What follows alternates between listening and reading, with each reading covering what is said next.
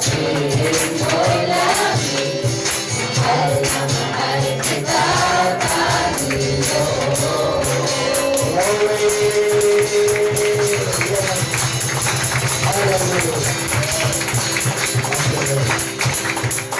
Maraming salamat sa inyo mga kwal.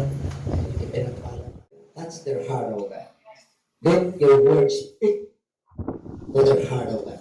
Let your servant of yours, O God, use me as a vessel, as an instrument. Speak to us, Lord, once again. Bless your people in Jesus' name. Amen. Okay po? At peace be with you. Sabi mo siya katabi. O yan. Peace. Sige. Ay makapo na po.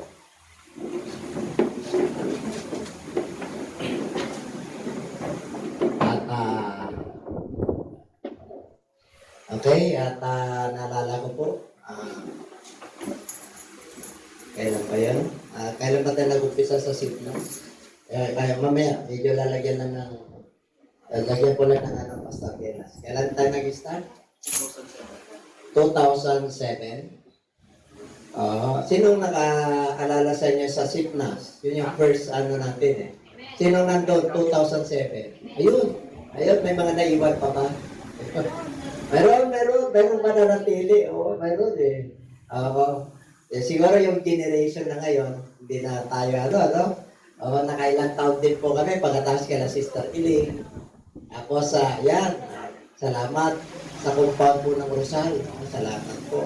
At habang sila Pastor Alex ay nasa ibang bansa naman at tinuturuan sila ng Lord, nandito naman kami ng afternoon service. Kaya inabot din tayo ng ilang panahon dyan. Siguro hindi nyo na ako nabutan, no?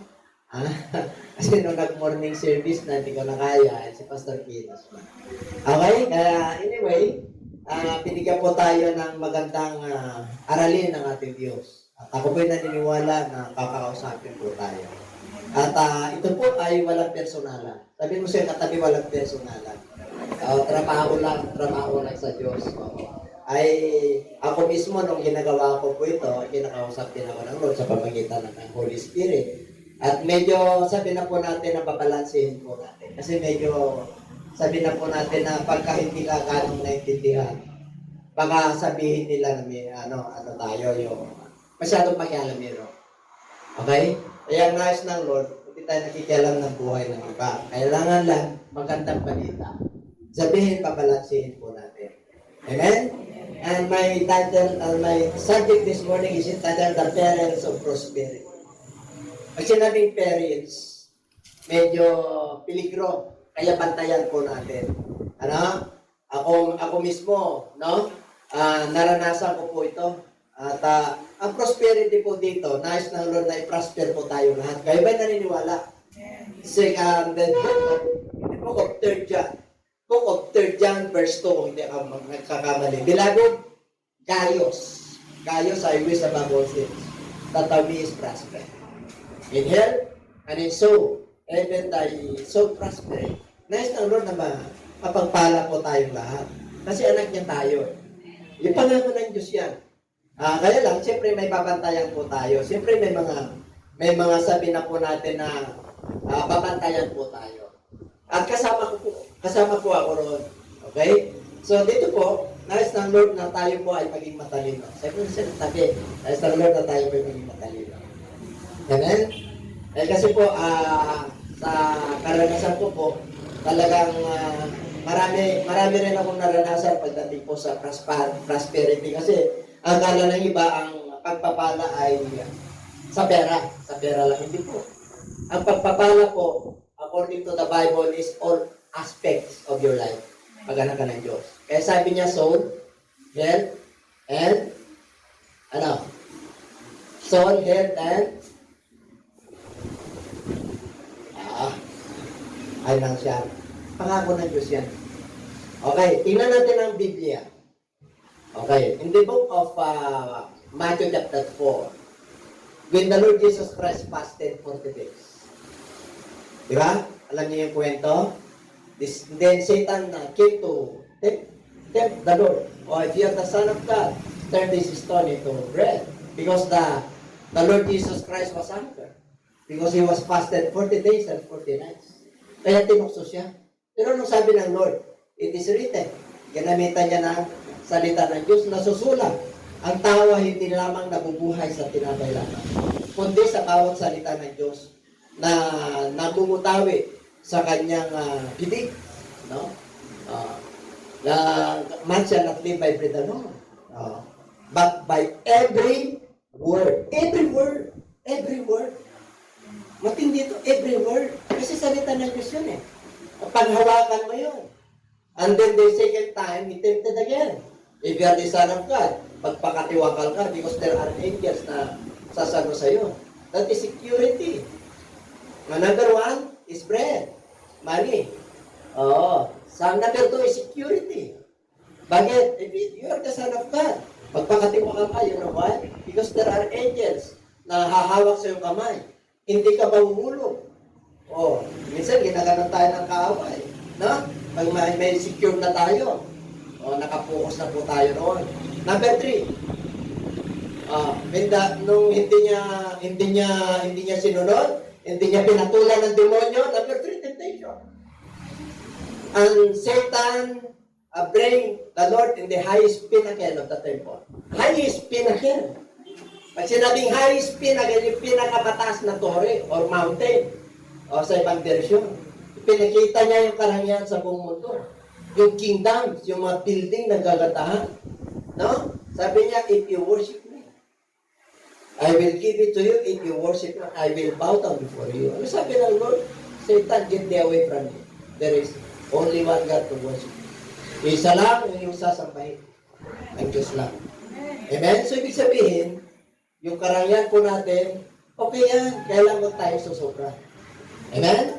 Yung bread, okay yan. Pero huwag natin kalitan yung tunay na bread. Ito yung tunay na bread.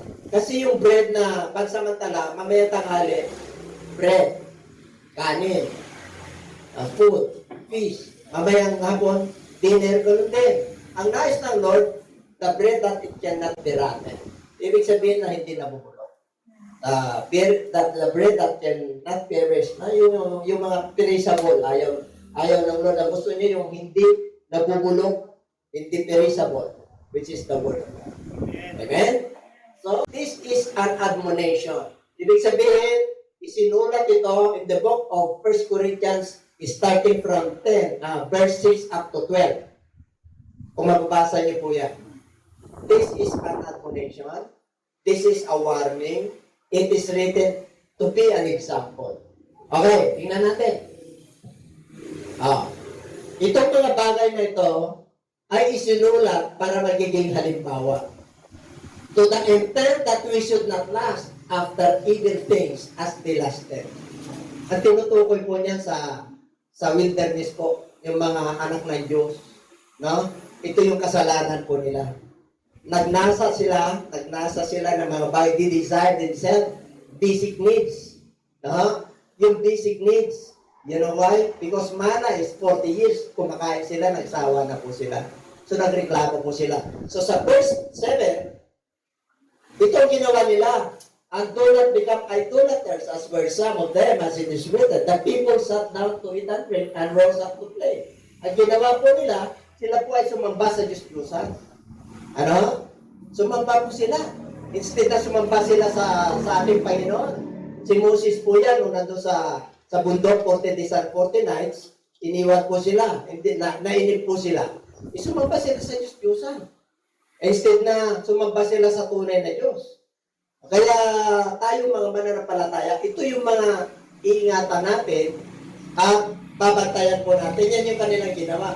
Nasusulat ngayon sa verse 8, not let us commit sexual immorality as some of them did, and in one day 23,000 fell. Ibig sabihin, yung sexual immorality, yan yung adulterers. Sa ibang version po. Yung mga nakikiapi. Okay? Kaya dito po, 23,000 ang namatay. So, una, ayaw nang nagdidesire tayo yung lasted. No? Nagdidesire tayo ng masamang bagay. Pangalawa, sasampa sa Diyos-Diyosan. Not let us attempt Christ as some of them also tempted and were destroyed by serpent. Ito po, yung sa pagkain. Bakit? Nag-impact sila ng pagkain. Sabi ng Lord, 6 na araw lang. Sumubra, kahit na Sabat din, naging back sila. Kahit pinagkakagat sila ng ahas. Okay? Ano pa? Number 10. Sila po ay reklamador. May blessing na nagreklamo pa. Nagsawa na kami rito. Okay? Kailangan namin ng karne. Nagpadala ba ito sa karne? Yes, bubuhay. Pinadala niya. Nagsawa sila. Nagsawa sila sa karne. Kaya sabi niya, huwag kayong magbulong-bulungan. Ibig sabihin, huwag kayong magre-reklamo. As some of them also complained and were destroyed by destroyer. Sinira sila po'y pinagsawa. Now, all these things happen them as examples. Bakit ito binigay sa atin yan sa New Testament? Para halimbawa, para alalahanin natin yung mga nangyari noon. Kasi mananampalataya na po tayo ngayon. Huwag na natin gawin yan. Para matamasa natin yung pagkakas. Amen? Di pa ba kayo? Sabi mo sa katabi, pinagpala ka na. Oo, pinagpala ka na. Oo. Sabi niya, ito po ay warning. Panahon, the ends of this age. Itong panahon natin ngayon. Ito yung ages to. Kami, ibig sabihin, itong panahon natin ngayon, pinapangaral ito bilang halimbawa, para admonition, para babala, o paalala natin yung man nangyari noon. Mananampalataya tayo kay Kristo ngayon. Kaya yun yung papag-aralan natin. Sabi mo siya, katabi, nakanda ka na ba? Okay. There are things to consider. Okay. There are 7 things to consider. But number 1. In the book of 2 Corinthians 3:5, this is the attitude of self-sufficiency. Attitude of self-sufficiency. Anong ibig sabihin ng self-sufficiency? Ibig pong sabihin, ano po yan? Sa wikang Tagalog, ito po ay hindi humihingi ng tulong, nagsasarili. Ito po ay isang adjective. No? Able to manage, who help from, who did not need help from others. No? Siyempre, supisente ka na. No? Pinagpala ka na. Kaya, tama naman yun. Hindi mo na kailangan humingi ng tulong. Kasi, pinagpala ka na. Meron ka na. Pero, ang danger nito, ang pinaka-danger nito, pag nagsasarili. Ibig sabihin yung kaya ko na, kahit hindi kaya. Lalo na pag tayo po ay mananampalataya, mayroon yung tinatawag na fellowshipping, mayroon yung sharing, na the breaking of bread.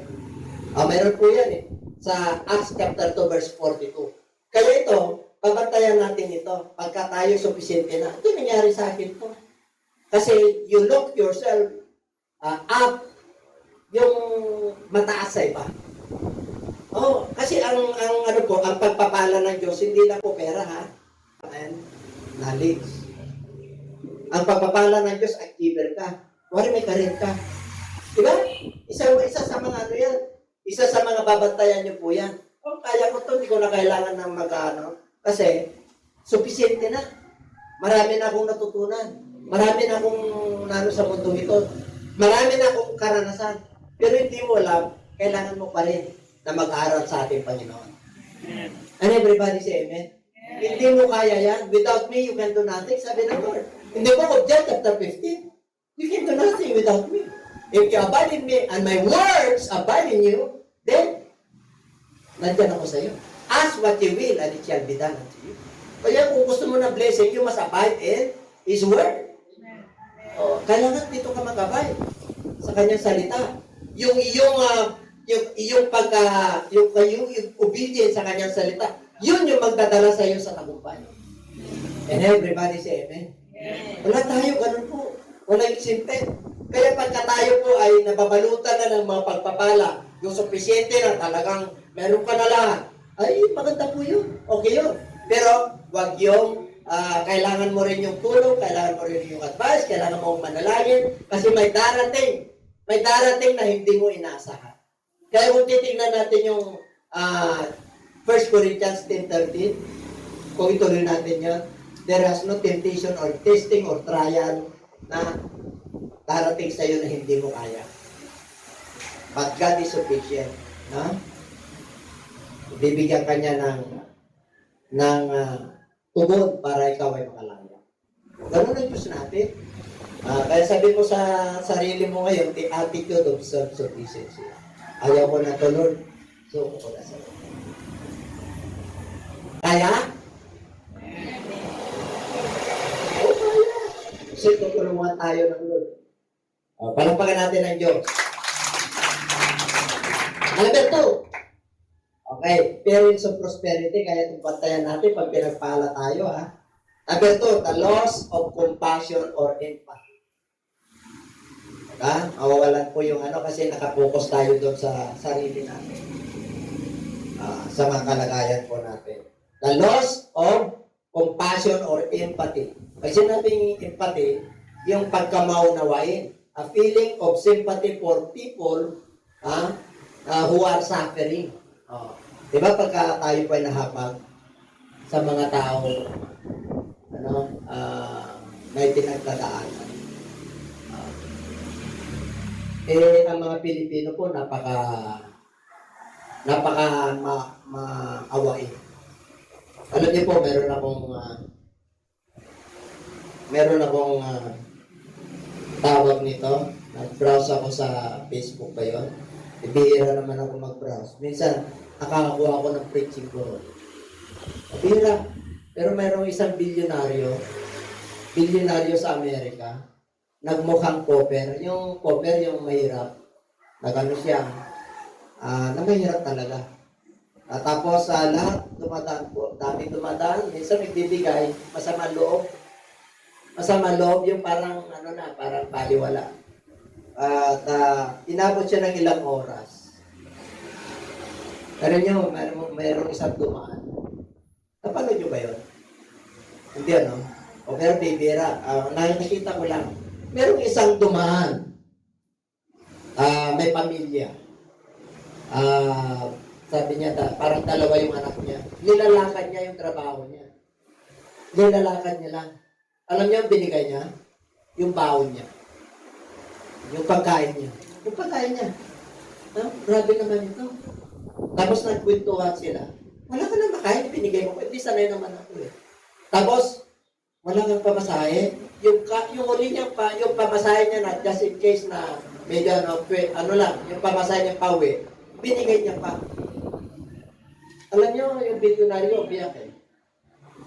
Kinuha niya yung cheque niya. Alam niyo kung magkano issue sa kanya? $1 million. Sabi niya, ito yung maraming nagbigay sa kanya, kaya lang, hindi niya naramdaman yung bigay. Tapos sinana. Okay. Pero ito, naramdaman niya eh. Pinausap niya eh. Diba? Na bilyonaryo po. Pero kung $1 million, US dollars, iyak na iyak ng tao, sabi niya. Lumulundag eh. Anong moral lesson to? Diba? Kahit na tama-tama lang sa'yo, kailangan hindi mawala yung ating pagkamawal. Sinabi ng Lord Jesus Christ, blessed are those who are merciful, for they shall obtain mercy. Mapalad ang mga mahabagin, sapagkat sila ay kapatid. Kaya kahit na mahirap ka, lumalay mo. May anghel lalo dyan. Tapos, pinigyan ka. Hindi natin alam. Basta matapat ka at matuwid ka sa harapan ng Diyos. Ang Diyos lang nakakala. Okay? The book of Ezekiel. Tingnan mo. Sa Old Testament. Look! Tingnan nyo. This was the iniquity of your sister Sodom. She and her daughter had pride, fullness of food, and abundance of idleness. That she strengthened the hand of the poor and needy. Sa Ezekiel, sa Old Testament. Okay. Ito kasi mga matitigas ang ulo. O mga Samaria, mga Pero talagang pinagtulutan ng Lord na makipag-intermarriage po sila sa ibang lahi. Kaya nung nagkaanak po sila, nagpala po sila. Kaya lang, anong nangyari sa kanila? Iniquity of your sister, Sodom. Nagkaroon sila ng kataasan. Punong-puno ng pagkain. Pero abundance of idleness. Sagana sa ano? Ano yung idle? Walang ginagawa kasi mayaman eh. Pinagpala na eh. Hindi man lang sila tumutulong.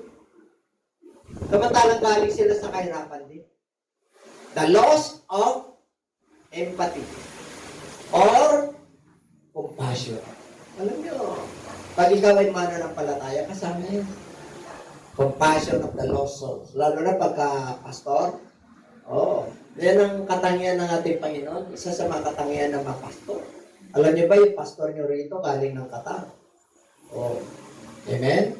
Pero mo, nagpastorin siya sa Qatar. Oh, sino gusto magpastor sa Middle East? Hindi ganun kadali po yun. Kasi ibang batas doon. Pag nahuli ka roon, iba po. Pero pinahintulutan ng Diyos na meron tayong pastor na pinagpala at nag-pioneer doon. 2019 yun, Pastor Alex, di ba? For good na po siya. O di si Pastor Michael lang nandun. Iba talaga, father like son. Di ba? Dapat ganun yung natin eh. Hindi yung lost son. Meron pa ramon na lost son eh. Yung alibughang anak. Huwag natin kayahin yun. Kailangan hindi mawala sa atin ang pagkabag, pagkamaawain. Everybody say amen. Yan, isa sa mga parents na yan, ng prosperity. Humahatang yan. At yung iba, talagang pag pinagpala, talagang kala mo nasa cloud na yun. Tinitignan na lang niya yung di ba? Okay. At alam niyo mga kapatid. Number 3, loss of vision. Nawawalan po tayo ng mga pangitain. Bakit? Tingnan natin. Foresight. Pag sinabing vision, foresight, paningin, pag-iisip. Parang apparition yan or phantom, no? Kumbaga sa term ng medical term, hallucination. Mga sinonymous, pagkakaparehayo sa halos magkakawin. Kaya dito po, nice ng Lord na yung pag pinagpala tayo, yung vision mo, alam mo yung pinagalingan mo. Di ba? Alam mo yung pinagalingan mo? Tingnan natin ang Revelations chapter. Revelations chapter 3 verse 17 and 18. Basahin natin lahat. Because you say, I am rich, I become wealthy, I have need of nothing, and do not know that you are rich. Ito yung rich na to, yung mahirap. Parang naghirap. Hirap yan, yung rich na yan. Miserable, poor, blind, and naked. Sabi niya, pinagpala siya. Ako, mayaman. Talagang wealthy, maraming ari-arian. Hindi ko na kailangan na ano pa man bagay. Pero ano sabi ng Lord? Hindi mo ba alam na ikaw ay miserable? Galing ka sa hirap? Poor, blind, dati ka bulag, upat. 18. I counsel you. Yan. Sasabihan kita, itong gagawin mo. I recommend it. I counsel you to buy from me gold refined in the fire. Sino nagsasalita dito? Sa Book of Revelation? Ano po yan? Sulat po yan ni John the Beloved sa Church of, isa sa mga churches yan. Okay. Kaya, itong gagawin nyo. Recommendation ito ng ating Panginoon. You buy gold from the Lord. Refine it in fire. To man support that you may be rich. And white garments that you may be clothed. That the shame of your nakedness may not be revealed, and anoint your eyes with eye salve, that you may see. Ang sabi ng Lord, kailangan pumili ka ng ginto. Ano ba yung ginto? Alam niyo parable ng ating parable lang isa sa Bible. Meron tayo isang tama-tama lang. Pero nakita niya yung yaman, bininta niya yung kanyang alirera para mabili niya lang. Ano yung tunay na kayaman? The Word of God, the Holy Spirit, the Gospel of God. Kingdom of God is not flesh and blood. Di ba? Ang Kingdom of God ay Spirit, the Holy Spirit. Di ba? Ang Kingdom of God ay hindi flesh and blood. Kundi ang nananahan dito, yung Espiritu ng Lord. Kaya, sagana ka. Kaya mayaman ka. Kasi nag-iimbak ka ng gold. Nag-iimbak ka ng yaman. Matthew chapter 6. Lay up your treasures in heaven. Oh, dito sa earth, bawal ba? Hindi. Mag-imbak ka rito, okay lang. Mag-savings ka, okay lang. Pero huwag kang mag-focus dyan. Ang gusto ng Lord, dahil sa Kanya galing ang lahat ng bagay, kailangan magbigay ka ng panahon para sa Kanya.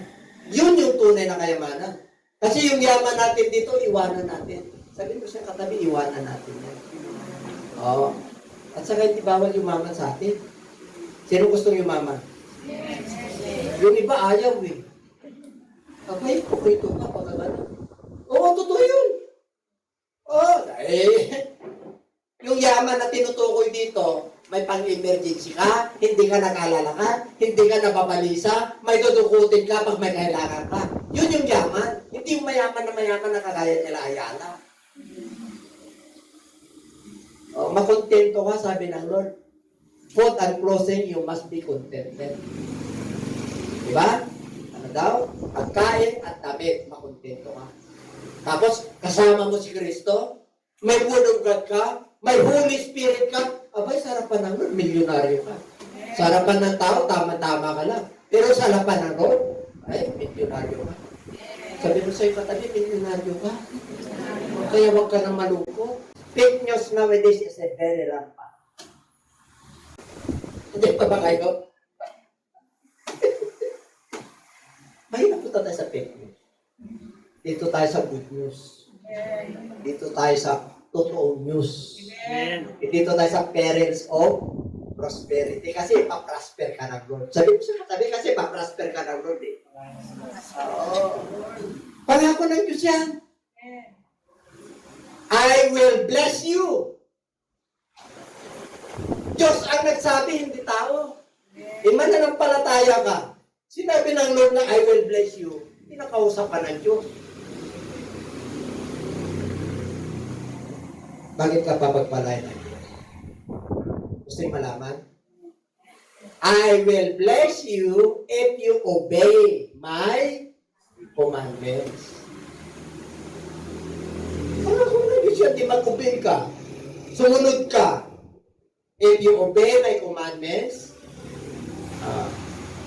my statutes, my laws, and my judgment, I will bless you and I will bless your children's children. Pangako ng Diyos yan eh. Bakit hindi mo kunin? Yun ang pagtuunan mo ng pansin. Hindi yung gadgets mo, magdamag ka dyan. Ito, mag-meditate ka day and night. Tingnan mo. Bibigyan ka ng Diyos ng katalinuhan para makaraos. Bibigyan ka ng Diyos ng karunungan para maayos mo yung pamilya. Maayos mo yung ugali. Ang ugali natin, pag wala si Lord, di mo malaman kung totoo. Lito ka rin eh. Ano kaya itong ugali ko na to? Diba? Minsan nainis ka sa sarili mo eh. Sino yung nainis sa sarili niya? Kasi hindi mo makontrol eh. Lumalabas na lang eh. Oh. Di ba pag walang Lord, gano'n tayo? Tama? O, di na magdedikit ka na sa Diyos. Sabi mo sa katabi, magdedikit na tayo kay Lord. Yaman lang pala eh. Ano sabi ng Diyos sa book of Psalms chapter 24? Akin lahat. Ako ang nagmamay-ari ng lahat. Oh. Ibig sabihin, bibiyayaan ka ng Diyos pagka sumunod ka sa Kanya. Kasi anak ka niya. Oh. Sabi niya, the earth is the Lord and the fullness thereof. All that day that will therein. Oh, wala tayong pag-aari dito. Sabi mo sa katabi, wala tayong pag-aari. Pero mayaman ka. Mayaman ka, sinabi ng Lord eh. You're not rich, but you are rich. Why? I quite consider to buy me gold. Refined in the fact, ibig sabihin, hindi lang gold. Hindi lang yung gold na ano, pit, yung tanso lang, yung fire, yung tanong, idinaan sa apon. Yung talagang idinaan ka sa pagsubok. Matatag, matibay, ano pa?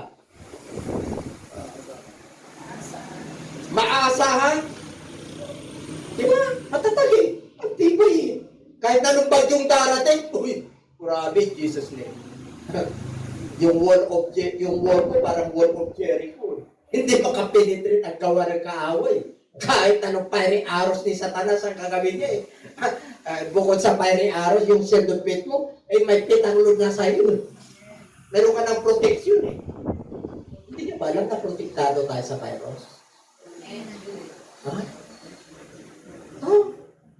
Pag anak ka ng Diyos, protektado ka. O, wari, nagpantay ka sa ospital. O, mayroon natamaan sa pamilya. Ibantayan mo, mananampalataya ka, huwag ka mag-alala. Protektado ako sa dugo ni Kristo. O, ganun tayo. O, sabihin mo siya katabi, matindi ka. O, matindi ka, tapos ang lamyan. Pag sinabi matindi, matatak. Agad nga natin, kasama natin ang Lord eh. Oo. Kahit wala na tayong pera, sabi ni Pastora kanina, Bibi, panahon ng pagbibigay. Pag nagbigay ka na sa Lord, nakangiti ka. Nagbibigay ka na sa pulubi. Nainis ka na eh. Amen? Sino na nainis na magbigay? Dahil nagsasawa ka na ba? Basta magagandang bagay, huwag mong pagsawaan. Sabi mo siya katay, basta magagandang bagay, huwag mong pagsawaan. Ano yung hindi natin dapat pagsawaan? Alam nyo na yun, basta magagandang bagay. Basta pangit na bagay, magsawa ka dyan. I-review mo yan. In Jesus' name, ayaw ko na yan. Putulin ko na yan. Ayaw ko na yan. Kasi mananampalataya na ako eh. Kasi anak na ako ng ating Panginoon. Okay? Palakpakan natin ang ating Lord. Lord of vision. Number 4, selfishness. Ezekiel 16:49-50. Makasarili kasi maramo. Ito yung continuation po yan. Kasi maramo talaga eh. Hindi niya man lang napansin yung kanyang kapatid. Pag sinabing kapatid niya, magkakalahi. Magkakalahi po sila. Yung malaki yung Sodom eh. Di ba? Yung nag-intermarriage sila sa Israel sa Samaria. So nagkaroon ng mga intermarriages. Kaya pinagpala itong Sodom na to. Ating makasalanan. Oh. Pinagpala po sila. Tapos yung mga kapatid nila na nag-intermarriage hindi nila pinapansin. Hindi nila tinutulungan kahit ang panahon ng tagutulog. At sila'y palalo, gumawa ng kasuklam-suklam sa harap ko, kaya't aking inalis sila ayon sa aking minagaling. Yun. Diba? Suklam-suklam. Palalo. Alam niyo palalo? Mataas. Pag nagsalita sila, nakakita na kayo yung lumalapit kayo, nagsalita na ng masakit, hindi pa kayo napairam. Subukan nyo na yun. Dami na kayong sermon na tinanggap. Pag-uwi nyo, wala yan pala. Di ba sabi ng Bible, pag nag-pray ka, lalo na sa mga mananampalataya, pinagpala ka ng Diyos. Ano ba pag sinabi mo pinagpala ng Diyos? Meron kang bibigay. Anak tayo ng ating Panginoon Kristo. Punong-puno tayo ng pag-asa. Hindi tayo nawawala ng pag-asa. Ito yung puhunan natin, pananampalataya, pag-asa at pag-ibig. Paano kung wala akong may bigay? Di panalangin mo. Panalangin mo na, gagaling siya, panalangin mo na magkaroon siya ng trabaho. Tapos manalangin ka sa sarili mo, Lord, pagpalain mo ako. Para darating panahon yung kabigatan kong magbigay, bagang panahon ko. Ganun. Amen. Nag-pray na ba kayo pagka dumarating yung tithes and offering? Dapat excited tayo, darating, pero wala akong trabaho. Lord, bigyan mo ako ng trabaho kasi gusto kong magbigay sa iyo. Kasi pag nagbibigay ka kay Lord, abay, bahala niyo sa iyo. Yun yung patotoo. This was written to be an example. Ito yung buhay na patotoo. Bakit mo naman ikahiya? Yung Diyos natin ang nagpala sa atin. Hindi mo binigyan ka ng kapayapaan, binigyan ka ng kagalingan, binigyan ka ng kagalakan, o binigyan ka ng buhay na walang hanggan. Niligtas ka niya, protektado kasama anak mo, pati pamilya mo. Pagka hindi kayo nusik ng kapitbahay mo, protektado rin siya. Bakit? Kasama mo sa panalangin eh. Kahit na hindi inuusik ka, kasama ka rin sa panalangin. Sabi ng Lord yun eh. Yung mga umuusik sa'yo, ipanalangin sila. O, di ba? Those who curse you, o yung sino sumusumpa sa iyo, hindi ka na magbabago, dahil hindi magbabago, grabe ang ugali mo. Nakatala na yan sa bato. Pero mo. Pero pag pinalapot ng Lord yan, di magbago yan. Ano, everybody say amen. Meron bang imposible sa Diyos? Wala. O, kung ang lahi mo mahirap, pag nasa road ka, lahi mo mahirap.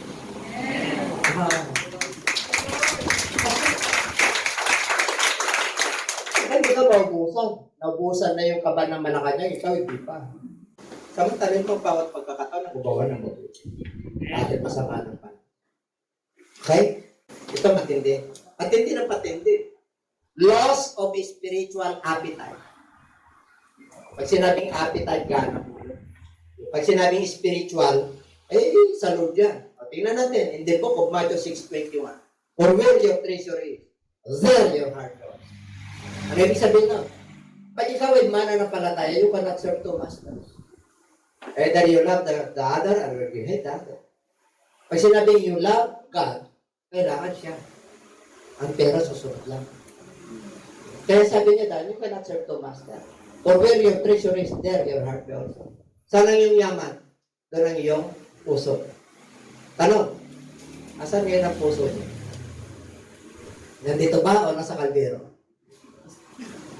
Baka oo ka na oo, anong kulang ko mamaya? Pag-uwi ko kaya, kumain na kaya si Bulldog? Baka yung puso niya nasa kaldero. Pag ikaw ay anak ng Diyos sa kayamanan, tanda, kahit na ilang minutes lang, puso ko nandito. Yung word of God, may baon-baon ako pa uwi. Pag-uwi ko, ako, yung problema ko, ganun lang pala. Dali lang lutasin. Grabe, hinahanap ko ng matagal na panahon sa word of God lang pala. Kaya talagang ginto ito. Mayaman talaga ako kayo. Alam niyo si Solomon, hindi naman umangat siya ng kayamanan literal. Wisdom and knowledge, yumaman siya. Yun ang hingay ko kayo. Wisdom, knowledge, and understanding. Ang tindi man yaman. Yung wisdom ng Lord nasa iyo. Knowledge ng Lord nasa iyo. Ang word of God nasa iyo. Ang Holy Spirit nasa iyo. Pati ang demonyo, di ka kaya kantihin. Amen. Thank you, Lord. Kaya tumatawa lang sa atin ang Diyos eh. Natatawa lang sa atin eh. Ginawa ka na niya. It is finished, sabi niya eh. Tinupos na kita eh. Pinalaya na kita, pinatawad na kita. Sumunod ka lang, papagpalayan na kita sa katalinuhan. 7:21 ang book of Matthew. Who is a wise man? Those who hear and obey. Pag anak ka ng Diyos, ayun, Lord, sumunod na ako. May sacrifice. Magpapasting kami tuwing Saturday. Yun, sunod ako nun. Matuto ako, yayaman ako nito. Pag yumaman ka na ng word of God, darating na lang yung literal, yayaman. Hindi ka mag-alala. Yung mga ipon, hindi nag-alala. Yung mga tao na dilig ka ng Diyos, nag-alala. Ang tinti mo talaga sa pag-alala. Ngayon, wala kayong pag-ulit. Kasi pa-prosper ka lang. Pagkatapos nito, hallelujah. Diba? Lulutang na tayo. It's bubbling. It's bubbling. It's bubbling in my soul. Puro apples yan. Bubbling eh. Diba?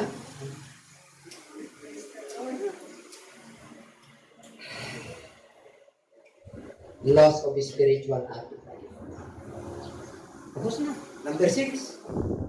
Eto, matindi to. Covetousness. Luke 12:15. Tingnan natin ang Luke 12:15. As he said to them, take heed, mag-ingat kayo, and beware of covetousness. For one's life does not consist in the abundance of the things he possesses. Ang yaman daw, hindi raw nababase sa ari-arian. Kung itutuloy mo dyan, yung abundance na tinutukan niya, in the abundance of the heart, the mouth is speaketh. Ibig sabihin kung ano yung yaman mo na dala-dala mo, yun ang lumalabas sa pitit. Okay? The mouth speaketh. Kumusta ka na? Ito, mahirap ang buhay. Okay ba? Anak ka na ng Diyos, mahirap ang buhay. Dapat nagbago ka na. Gumawa ka na ng magagandang bagay, mag-isip ka na ng nakakalupod sa ating Panginoon. Okay? So, ayaw ng Lord ng greediness because greediness in the no? Inggit.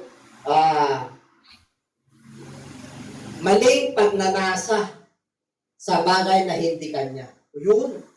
Hindi yun eh. Yung iba, pati asawa eh. Pinanasa. Iba may asawa. Oh. Di ba? Eh, pati kayo manan. Uy, gusto ko yung cellphone na yun. Oh. Eh, hindi ko kaya magkumana. Hindi. Yung maling kaya. Basta kaya mo, okay lang. Walang problema. Huwag mo lang pagnasaan. Oh. Yung pagnanasa, yung maling pagnanasa. Yung maling pagnanasa. Kung ano lang yung capacity mo, doon ka lang. Maghintay ka lang. Ano ibig kong sabihin? Wari, meron kang gustong bilhin. Okay naman. Hindi apektado yung pagkain mo, yung basic needs mo. Pero ito yung gusto ko. Yung gusto at saka yung need magkaiba. Kailangan at saka yung gusto magkaiba. Yung kailangan needs. Kung wala kang sinpil ko, di ba? Basic yan. Kung wala kang nawasa, basic yan. Kailangan bayaran mo yan. Fix yan. Lalo na pag nagre-renta ka, yan. Yung sobra mo, yun, pwede. Yung pagkain, yung magatas. At huwag niyong kalimutan anong una niyong gagawin pag nakatanggap kayo ng blessing sa Lord. Sige nga. Gusto niyo maging prosperous?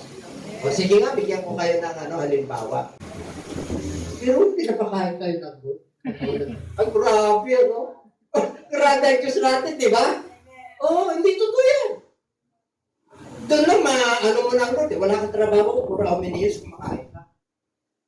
Ibig sabihin, napakabuti mo. Wala kang negosyo. Lugi ang negosyo mo. Pero, pinakakain ka ng Diyos. Lugi nga pero dumadaan yung utang. Gamitin mo na yung wisdom mo. Dito ng pagpapala. Teacher, mga pare, empleyado ka. Tumanggap ka ng 5,000. Siyempre, yung gagastusin mo, 7,000. Anong unahin mo? Yung inuuna, yung Pag dumating sa inyo ang pagpapala ng Diyos, anak ka ng Diyos mananampalataya ka, nabaptize na ba kayo? Nabaptize na kayo? Anak ka ng Diyos, ibig sabihin, mananampalataya. Okay. 7,000. Kulang. Okay, sikreto. Punta ka doon sa nagmamayari ng lahat. Siyempre, 7,000, babawasan ko ba ng 500? Inigatid na ako, 2,500. Grabe na to. Di ba? Kasi tinitignan niya yung kanyang kakayanan. Hindi niya tinitignan yung kakayanan ng Diyos. Pag kayo tumanggap, Lord, pagkasya-kasyahin mo to. Magbabayad ako sa obligasyon ko, pag-iusapan ko siya na tama-tama lang, pagkasyahin mo to. Magtaka kayo. Ilang kayong kumakain? 7, magkasya Alam niyo kung ano gagawin ng Lord? Magsawa ka sa pagkain. Magsawa ka. Madali kang mabusog. Bakit? Pinag-pray mo kay Lord Inuuna mo Alam mo pag nakapasa ka, sa susunod, yung 5,000, nakapasa ka Binigay mo yung sa Diyos Sa susunod, 6,000. Nakapasa ka ulit. Lumilitin na yung utang mo. Bayad ka na Okay, malulugod na sa'yo. Bakit? Inuuna mo na Biblical, but seek ye first the kingdom of God and His righteousness. And all these things shall be added. Biblical yung sinabi ko sa inyo. Hindi obligasyon yung righteousness. Gusto nyo palang pagpalain. Ang living, yung buhay na pagpapala, ako na lang. Si Pastor Kinas na lang. Si Pastor Alex na lang. Sa susunod na pagpunta ko rito, sino kaya ang susunod? Gusto nyo papalain? Ang kinin mo yan. Pangako ng Diyos yan. Competitiveness, wala yan. Bakit ko ari, ang kinin yung hindi ko pag-ari? Ang kinin ko yung pag-ari ng Diyos. Ganun. Ano yung pag-ari ng Diyos? Lahat eh. You are co-heirs with God. Co-heirs. Pag sinabing co-heirs, kumbaga sa JK, signatory ka niya. Anak ka niya. Tagapagmana ka. Hindi ka mayaman sa financial, sa trabaho. Pero kayamanan sa kapayapaan. Grabe. Kayamanan sa kagalakan. Grabe. Ang tindi mo. Hindi nababayaran yun. O sabihin mo siya katabi, ang yaman mo, hindi mo lang alam. Amen? Para hindi ka naniniwala. Wala yung experience nyo yan. Hingin nyo sa Lord yan. Ay. Parang nagagala ka. Totoo. Pero mo mawala sa atin to. Yung pride, ito. Ito ang pinakamatindi, itong kaso ni Satanas. Last na po ito. Proverbs 16:9. A man's heart plans his way, but the Lord directs his paths. Ang tao raw ang nagpaplano. Ang Diyos ang nagtataktak. Okay. Pero pa ba dyan? There is a way that seemeth right unto man, but the end is the way of death. Tila ba nga mayroong tinatahak ng tao na tama sa kanyang sarili, sa kanyang puso. Pero sa dulo pala nun, ay nakakasama. Pag walang Lord sa iyo, yung direksyon, yung word of God, nahirapan ka. Nahirapan ka. Pero pag ang word of God nasa iyo, ay pantay na bantay mo to, parents of prosperity, kaya, hindi ako mababalot sa yaman ng mundo ito. Kahit nagawin akong mayaman ng Lord, naku, kitang-kita kong pangangailangan. Kitang-kita ko. Hindi ako mag-ano rito. Kilala ko ang Diyos ko. Kilala ko nagpala sa akin. Kahit marami kang pera, may sakit naman. Kasi ang Diyos, napakaano eh. Pero andiyan sa Lord. Ang dami mong pera, wala ka sa Lord. Dami ka naman sakit. Dami mong pera, wala kang ang gulo naman ng pamilya. Ayan yun naman yung gano'n. Inawit natin kanina eh. Ano yun? Minamahal kita, Panginoon. Sa langit, tulad mo yung langit. Ano yun? Kapiling mo yung langit. Ibig sabihin, pag mahal mo ang Lord, kapiling mo yung langit. Ibig sabihin yung kapayapaan, kasiglahan. Hindi ka nawawala ng pag-asa. Wala. Yung iba wala ng pag-asa, pero ikaw meron. Yung iba, confused na, litong-lito na kung anong gawin. Ano kayo mangyayari sa bahay ko ito? Ano kayo mangyayari yung anak ko? Ikaw na ka ng Diyos, pagkatiwala ko sa Lord niya. Yung apo ko, Panginoon, ingatan mo sila. Panginoon, yung yaman ko, ingatan mo rin. Kasi siyempre, panahon ngayon naman, yung devourer, mag-ingat kayo pagka wala ka. Pagka wala ka sa Lord, ang devourer, grabe. Ang dami. Daming na-scam. Gusto nilang kumita kagad. Pero mo, mayroon akong na-assert sa Facebook ulit. Yaman niya, no? Nag-retire siya, tapos siyang dalang pera. Sabi niya, tubuhan ko yung pera mo ng 20%. 20%, siyempre. Kung 1 million yun, dito 200,000, binigay niya 200,000 nung una. Ay, bawasan mo na yan. Tapos pangalawa, 200,000 ulit. Tapos mayroon na sige rin. Hindi kasi nagkaroon ng problema. Pag binigyan niya, 100,000, nawala na yung tao. Di 500,000 ang nawala. Ito ba kayo? Ang nag-scam. Sa una, paring ka lang. Galing din sa pera yung ano mo. Galing din sa pera yung pinagbayan na sa'yo. Nabawas na, wala na. Ay, lalo na yung iba, wala na talaga. Pag nasa Lord ka, matalino ka. Sabi ko siya katabi, matalino ka pag nasa Lord ka. Hindi ka nagapurang yumaman, nayabang doon magpayaman sa'yo. Okay, patapos na tayo. Kaya friend na yan, wala na yan. Meron pa ba? Tingnan nyo. Ito na, conclusion na po. 1 Timothy 6:6-12. Now, godliness with contentment is scripture. Pag kinabang ito, kontento ka na. Sinabi ko kanina sa iyo, damit at pagkain ay makontento ka. 7. Galing tayo sa mundong ito, dumating tayo sa mundong ito, wala, nothing! At wala rin tayong matadala. Okay, 8. Sinabi ko na yan, 9. Basahin natin. But those who desire to be rich fall into temptation. And a snare. And into many foolish and harmful lusts, which drown men in destruction and death. Oh.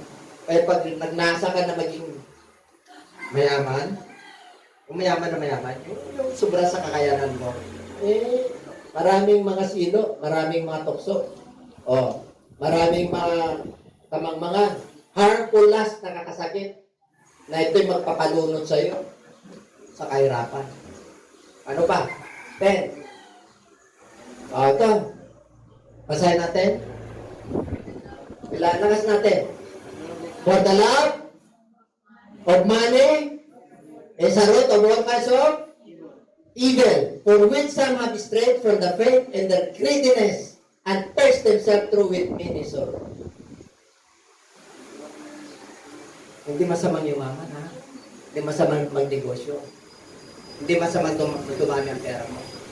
Ang ayaw ng Lord, yung pagmamahal sa salapi. Pagmamahal. Alam niyo yung pagmamahal sa salapi? Tulog. Nagbibilang yung kanyang isip. Ano na kayo interes? Saan po kayo dadalhin itong pera na to? Yung tubo ng tubo, magkagawa ko ng imbakan ng bodega. Hindi na magkasya. Ako'y iinom at magsaya. Kakain at mag-enjoy kami at magkabro. Sabi ng Lord, ngayong gabi kukunin ko ang iyong kaluluwa. Masabi doon sa susunod, if you can gain this whole world, but you're lost your own soul. It's not.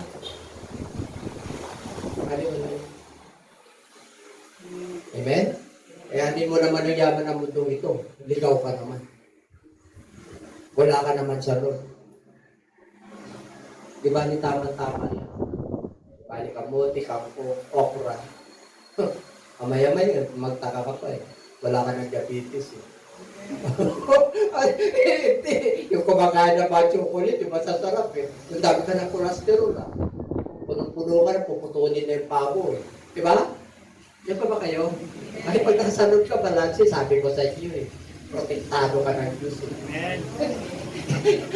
Sabi niya eh, sila'y natusok first themselves with many sorrows. Pag minahal mo ang salapi, maraming straight yung umiwalay sa kanilang pananampalataya because of their greediness. Sakin. Kasi siyempre, pag nagmahal ka ng pera, puro pera, di ba? Pag-gising mo pala sa umaga, mainit ang ulo mo. Alam tayo pera eh. Ang kapulay kwarta. Diba? Ang kapula, pero ang dami pala. Wala talaga yan. Pag mananampalataya ka, may power eh. May power. Kaya mo sabi na nga, ang kapula, wala dyan.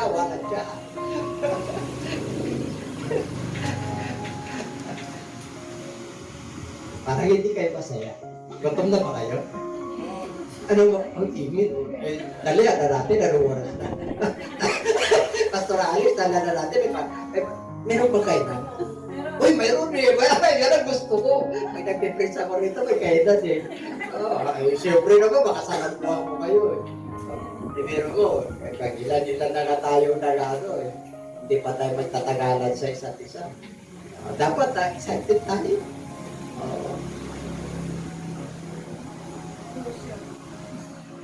Hindi, conclusion na yan. But you, kayo, mga mananampalataya, kayong mga worker ng Lord. Sino yung mga worker ng Lord dito? Yung mga nagkuhan dito, yung mga nagkitara rito. Sa susunod kayo magiging worker din. Kunyari, nakaupo kayo dyan. Sa susunod, kakausapin na kayo ng Lord. Pag marami ka ng problema, ibig sabihin kinakausap ka na ng Diyos. Nagpapapansin ng Diyos sa'yo. Hindi mo lang pinapansin. Gusto mo pala pagpapala eh. Sumunod ka na. Hindi mo kasi pinapansin ang pagtawag sa'yo ng Diyos eh. Yung mga hindi pa na-baptize, magpabaptize na kayo. Yung hindi, kung yung mga may talent, galing mong diba? Sinong umaawit sa banyo rito? Habang naliligo, nagsha-shower, diba? Ang ganda na may tribulong pa eh. Kasama yung lamig.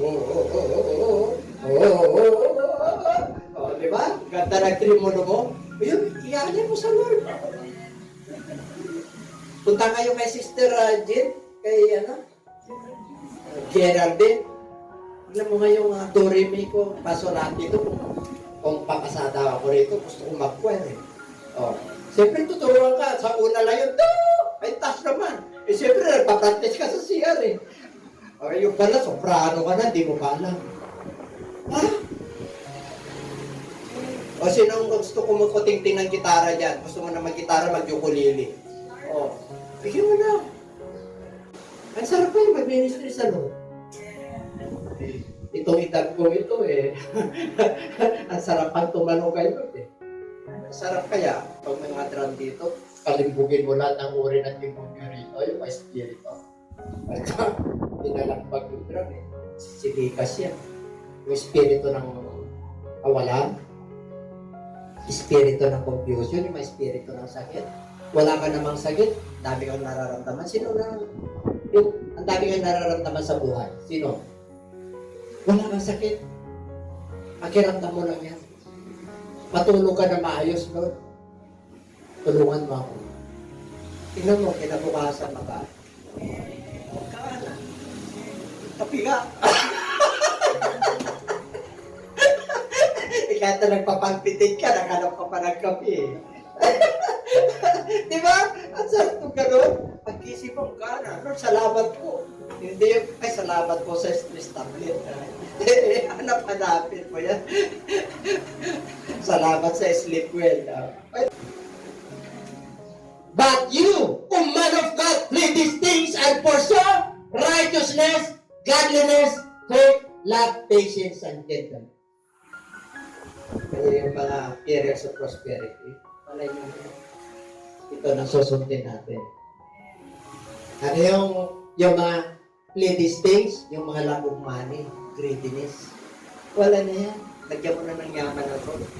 Ay isip at puso. Ano raw ang ilalagay? Pursue righteousness. Yan ang susundan natin. Kabanalan, pananampalataya, pag-ibig, pagtsatsaga, at kabutihan loob. Magandang gabi po sa inyong lahat, sa lahat po ng aming mga viewers at taga-subaybay po ng ating programa dito po sa JCLGAA.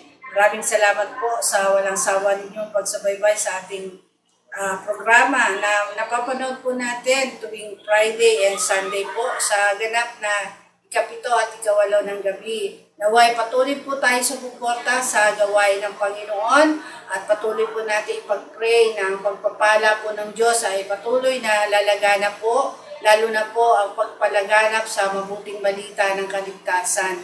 At sa gabing ito, mga kapatid, nais lamang po namin kayong anyayahan na kayo po ay tumanggap sa ating Panginoon. Sapagkat sa huling panahon po, marami po ang tatawag sa Panginoon at sasabihin ng Lord na hindi ko kayo kilala. Bakit? Sapagkat wala po kayong relasyon ng tama sa Panginoon.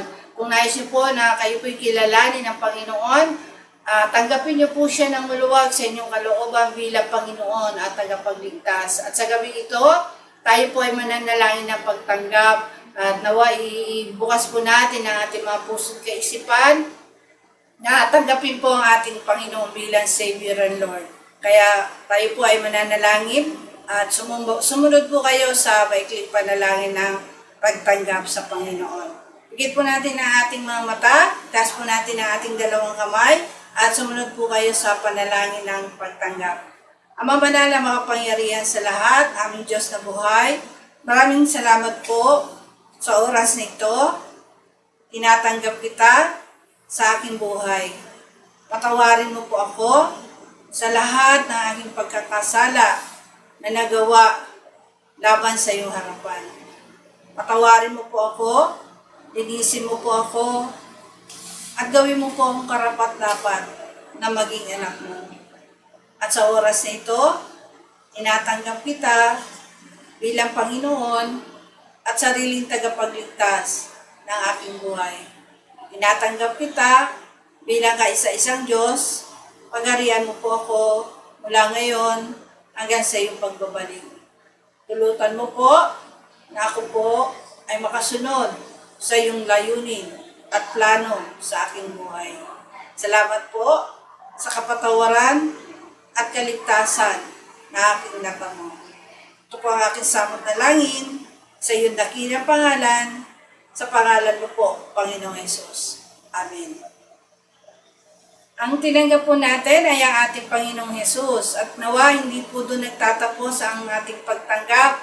Kailangan makilala po natin ang totoong Diyos, ang totoong nag-iisa at makapangyarihang Ama na sinasabi po sa Biblia na siya po ay inamatay, inilibing at nabuhay na magmuli. Yun po yung mabuting balita na ating pong tinanggap sa Panginoon. Ulitin ko po na siya po ay namatay, inilibing at nabuhay na magmuli.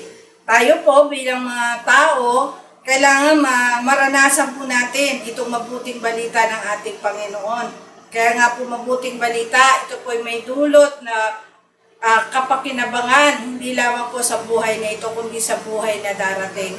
Sa pagkamatay po ng ating Panginoon, yung ginawa po nating pagsisisi, yung pagtanggap po natin sa ating Lord bilang Savior and Lord, yun po ay nagsisimbolo po ng kamatayan ng ating Panginoong Hesus. Yan po ay matatagpuan po sa 1 Corinthians 15:1-4 na sinasabi doon na siya po ay namatay, inilibing at nabuhay na magmuli. Tayo naman po ay gaganap sa mga bagay na ito bilang pagtanggap at pagkilala po sa mabuting balita ng ating Panginoon. Ano po yung ating gagawin?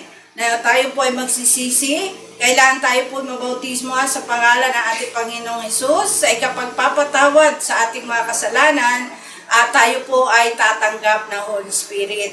Kung tayo po ay may tamang relasyon sa Panginoon na napatawad po ang ating kasalanan, nagsisi po tayo sa ating mga kasalanan at tayo po ay papatawarin ng Panginoon at bibigyan ng kaloob ng Holy Spirit.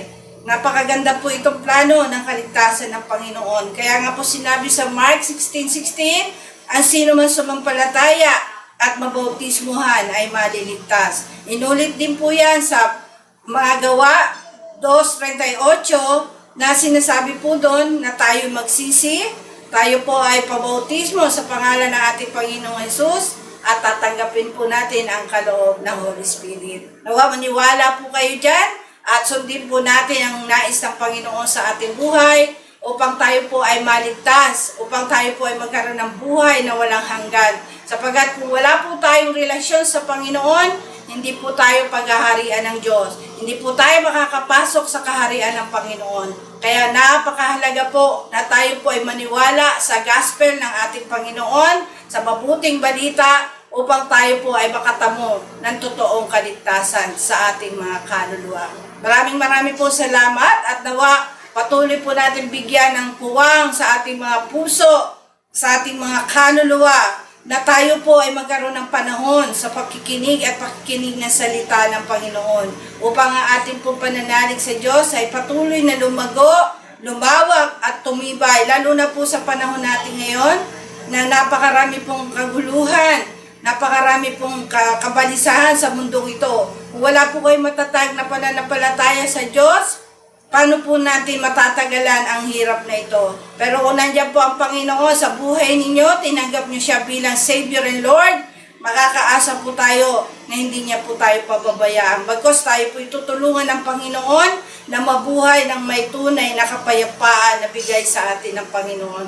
Kaya huwag po kayo magsawa na tayo po mag-ipon ng kayamanan sa langit. Sapagkat ito pong kayamanan na ito po ay hindi nabubulok, hindi ito mananakaw, at higit sa lahat, ito po ay kayamanan na bigay ng Panginoon. At saan po natin yan makukuha? Sa pamamagitan po ng pagtsatsaga, pakikinig, pag-a-apply ng salita ng Panginoon. Kaya maraming pong salamat at huwag po natin kakalimutan, lagi na subaybayan po ang ating programa dito po sa JCLGAA tuwing Friday po, Sunday, 7 to 8 p.m. po, dito po sa ating YouTube channel. Maraming pong salamat at pagpalain po tayong lahat ng ating Panginoon. God bless you.